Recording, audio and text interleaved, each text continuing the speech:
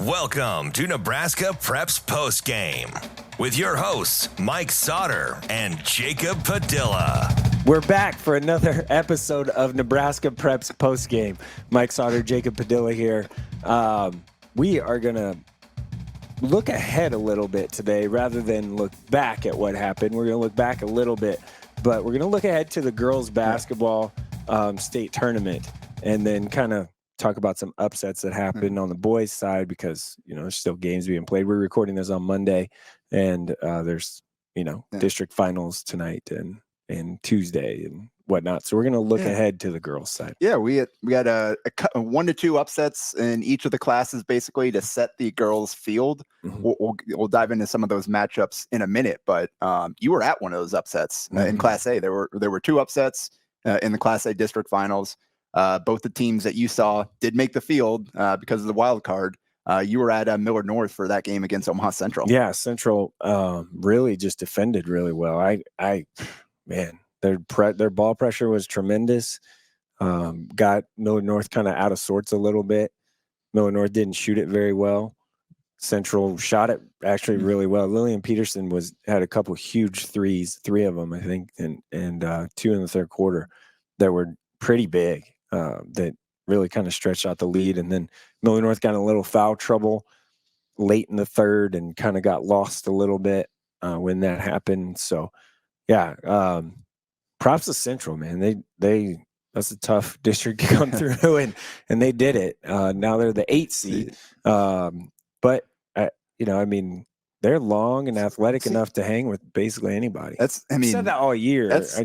Going into the year, it's a tough upset.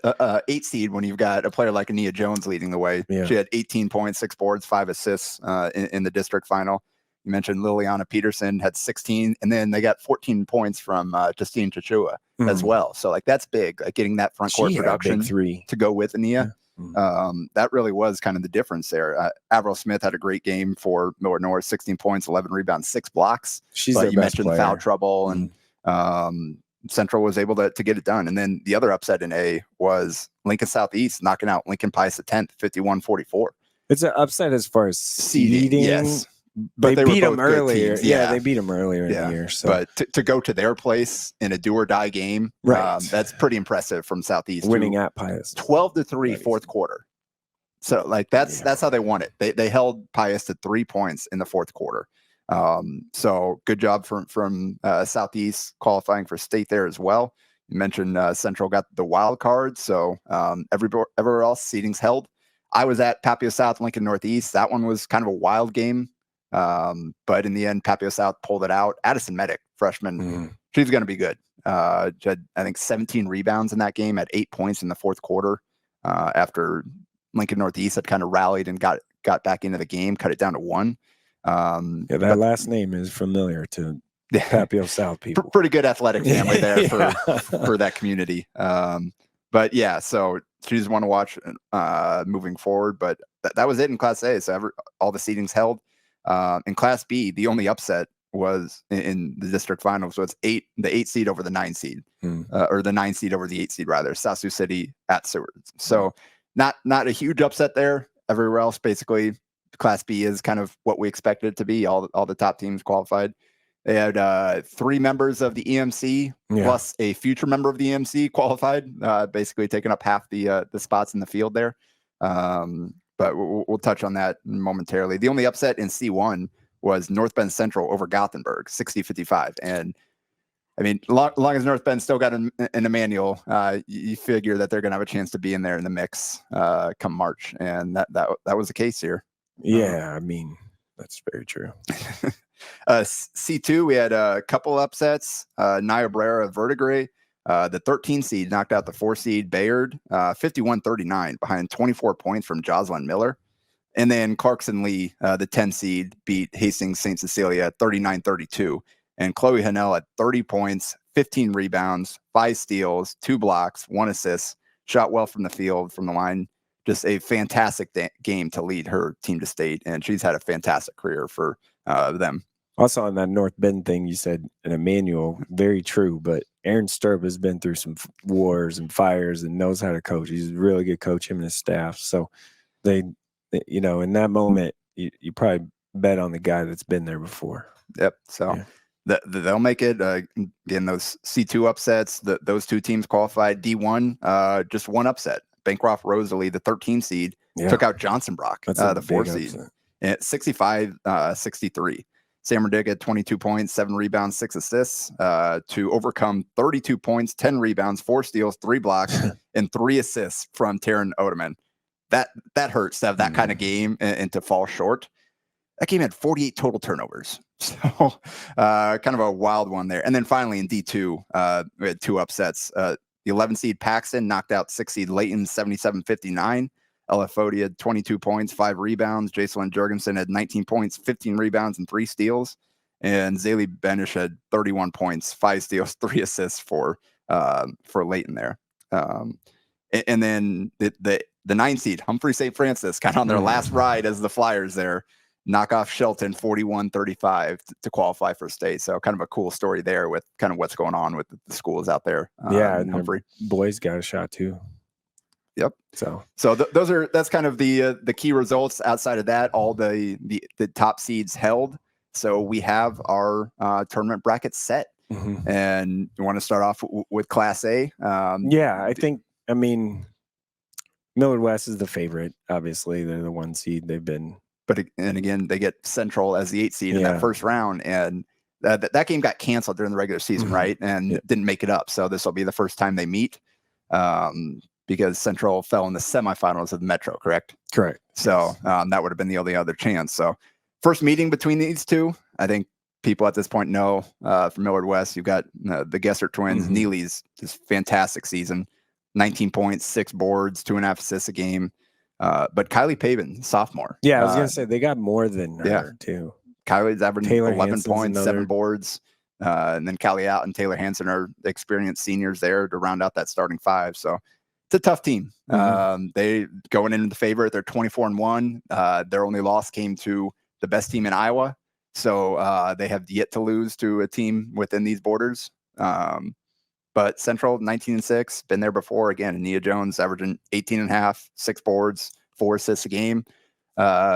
She's a fantastic talent who's had a phenomenal career, and she's going to go down fighting. She's a great leader, by the way. Like I saw that. That's something that stuck out to me watching them in that Millard North game. I mean, Lillian Peterson fouled out, and it was a close game with 3 minutes left or something, and she went over to her, and Peterson was on the bench and upset. Clearly, she went over to her and said, "We're winning this game." And they did. Like she basically was saying, "We got you," and I'm like, "That's it's pretty cool to see." I was kind of sitting right to the end of their bench or whatever, and I noticed that, and that just stuck out in my brain. Nia going to Bradley commit, correct? So, so her last ride, last potential games here as a high school player in Nebraska, has had a phenomenal career. It's good to see her go out in the tournament, especially after losing last year, and kind of the group that she came up with, that she was playing with some older players, and now it's kind of clearly her team and has been. So, one last ride for her. The 4-5 is Millard North, who fell but still get the 4 seed there against Lincoln North Star. And the thing about Millard North is they don't have a single player averaging over 8.5 points a game. They play. It's just, they just really spread the ball around. They play everybody shooting to all 12. Yeah, exactly. They play a ton. So in terms of individually, there's nobody that really stands out. Like Sarah Harley is leading the way at 8.5 points a game. Avril Smith's the best player, most important, most best, well-rounded. Yeah. Again, she had that monster game, gave them a chance against Central in the district final. Just long, active defensively. Just has to stay out of foul trouble. That's going to be the key for her. In the couple of them on Friday were just no need. You don't need to do that, right? So reach in stuff, On the other side, North Star at 19-5. Sophomore Annie Liu's leading the way for them, 14.5 a game, 8 boards, 4 steals, 3 assists. Really good player there as a young one. And then junior Sarah Gatwich, 13.5 points, 6 boards, 2.5 steals there for the Navigators, who they've been in some close games and finished them well. Yeah, they made it last year too. Yeah, exactly. They've got some experience there, and again, they know how to win close games, how to finish games out in the fourth quarter. So that should serve them well there. So that's the top half of the bracket. The other half, 2 seed Lincoln Southwest with 8 straight state tournaments for the Silverhawks, I believe, with Kennedy Williams leading the way. 16.5 points a game, 4 rebounds, 4 steals, 3 assists a game.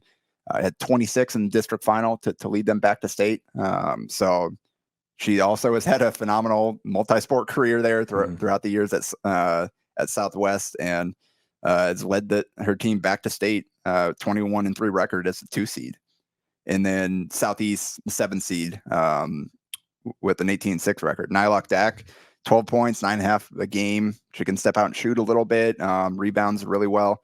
And then Catrice Olds, another senior, 10 points, 5.5 a game. So Southeast, Southwest, we got an all Lincoln quarterfinal right there. Yeah, I mean, I'm pretty sure Southeast beat them. Right? You might earlier in the year. I think so. I might be right. I might be wrong too. But who knows? But we know they played. So the rematch I think there. Southeast did beat them at Southeast, if I remember. Yeah, and Southwest only has 3 losses, so they haven't done much losing there.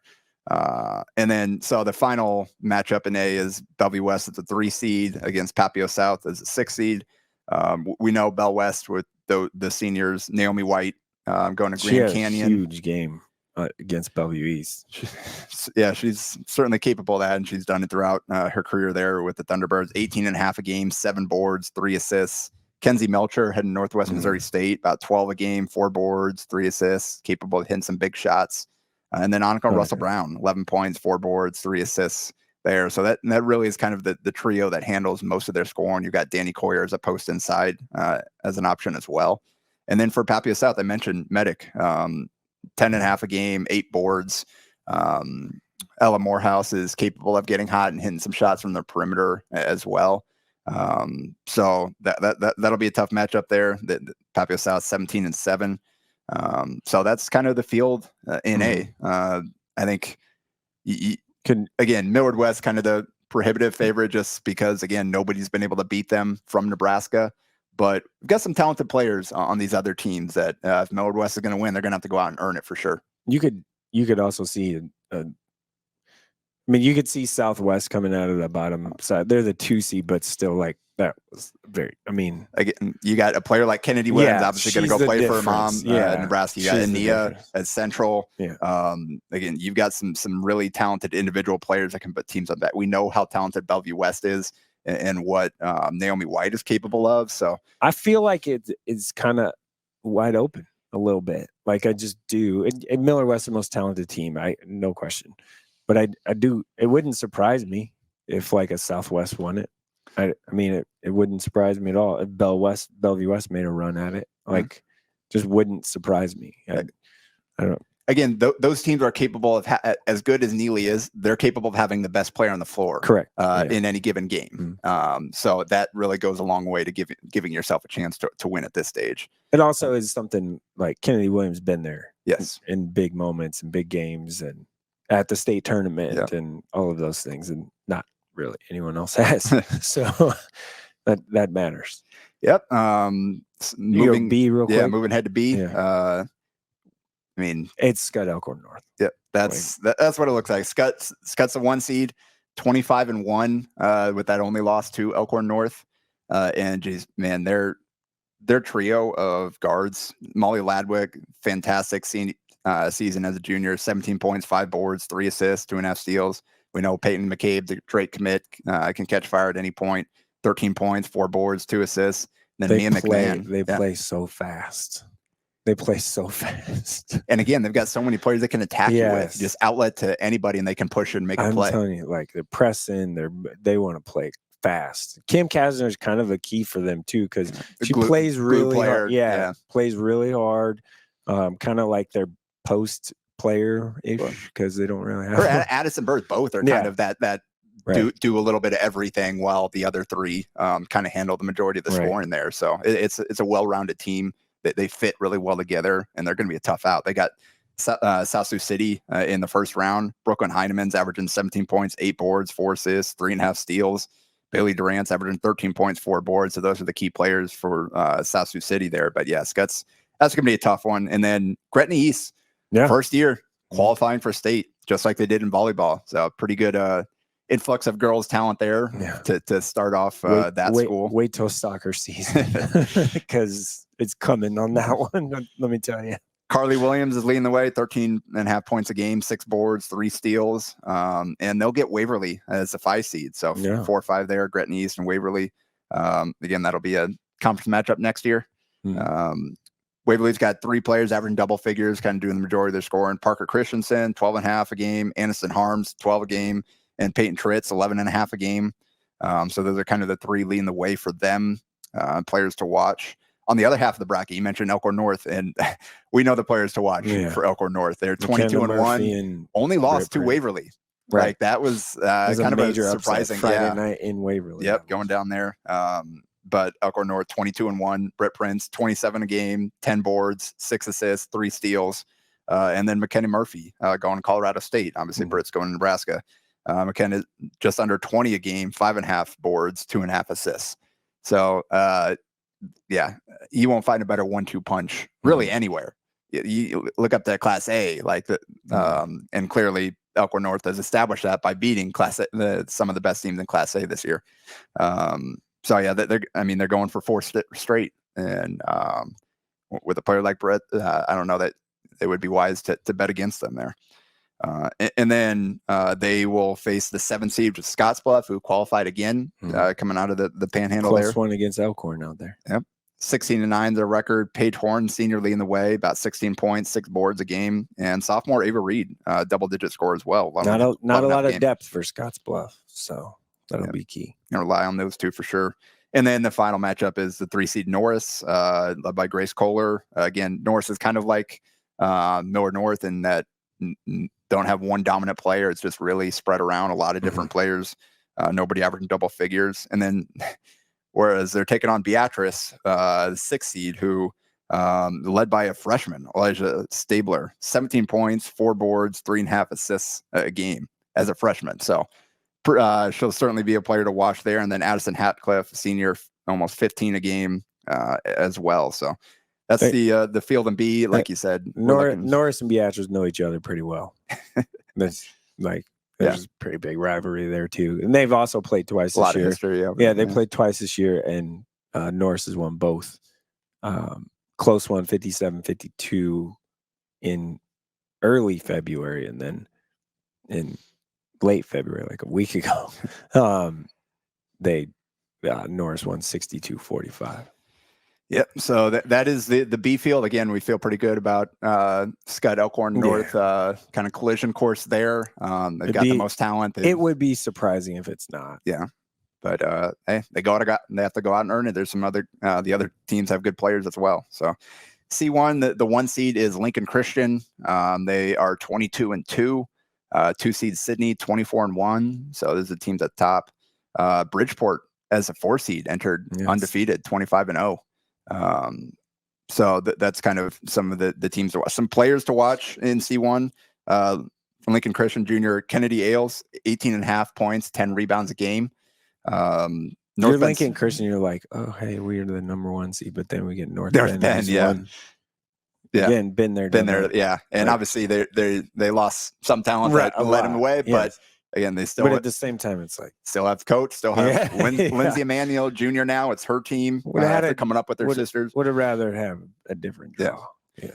Emanuel's averaging 16 points, 8 boards a game there. And then another player to watch would be Broken Bow senior McKinley Toby, averaging 18 points a game there. So second among the C1 field. C2, the top seed is UTAN at 21-2. 2 seed is Crofton at 25-0. So those are those are the top 2 teams, including an undefeated squad there. Some players to watch. I mentioned Jocelyn Miller for Niobrara Verdigre, senior, averaging 26 a game, 6.5 boards and 6 steals. I mentioned Chloe Hannell, 20 points for Clarkson Lee, 6 rebounds, 5 steals, 3.5 assists a game. And then Elmwood Murdoch, senior, Tatum Backmyers, averaging 17.5 points, 3 rebounds, 3 steals. So those are a few names to keep an eye on in C1 and C2. In D1, the top seed is Pender. Mm-hmm. We know they've been there before with the Dolliver sisters leading the way there. It's a well-rounded team as well, 25-1. Dad coaching. Yeah. again, we saw them in state last year. A really good team. Really good. Yeah. West Point GACC is the 2 seed at 21-2. So some of the players to watch there. McKenna Yates, McCool Junction senior there, averaging 20 a game, 4 boards, 3 steals, 3 assists. And then Southern Valley senior Ann Bowes, averaging 18.5 points, 7 boards, 5 steals, and 4 assists a game. And then finally, the D2 field. Overton is the 1 seed at 25-1. Fall City Sacred Heart is 2 seed at 20-4. Again, that's a program that plenty of experience down the state tournament. And some players to watch there are Sandhill Stedford, senior Dale Hockey, 16.8 points a game, 10 rebounds, averaging double-double there. And then for Sacred Heart, junior Gentry Lechtenberg, 16 points, 8.5 boards, 2.5 assists, 2.5 steals. So kind of stuff in the stat sheet there. So that's a look at the Class B field. You and I will kind of be spending most of the week down there, covering it as much as we can. We've got a couple of responsibilities we might have to be in and out for, some stuff, but we'll the Hurrdat Sports team will have complete coverage. Have it fully covered. Yes, very much so. The plan is to have it fully covered. Yeah. So stay tuned to our social feeds, NEB Preps, Hurrdat Sports. We'll have people there throughout the week. We'll get some interviews. Mike and I will be tweeting out updates.